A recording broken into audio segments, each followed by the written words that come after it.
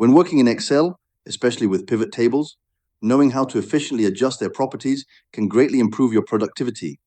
Instead of manually changing each layout or display one by one, Excel 365 allows us to modify various pivot table attributes quickly and systematically. To begin making these changes, first select any cell within the pivot table you want to customize.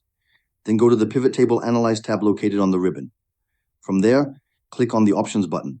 This action will open a dialog box containing several settings that control how the pivot table is displayed and behaves. Inside the Options menu, you'll find a section called Display. One useful setting here is the classic pivot table layout option. By enabling this setting, you can make the pivot table resemble the older Excel layout style, which allows for easier drag and drop manipulation directly within the table. This is particularly helpful if you prefer a traditional interface for organizing and analyzing data. Additionally, within the same dialog, there are layout preferences that you can customize according to your workflow.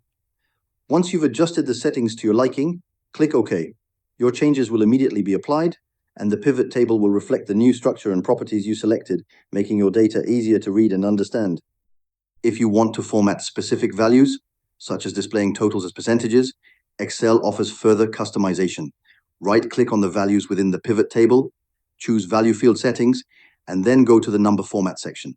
Here, you can select percentage and confirm by clicking OK. This adjustment ensures that the data is clearly represented in percentage terms based on how you've already filtered and structured the table. By following these steps, you can easily change the appearance and formatting of your pivot table without needing to manually alter each element. This method saves time and provides a cleaner, more informative presentation of your data in Excel 365.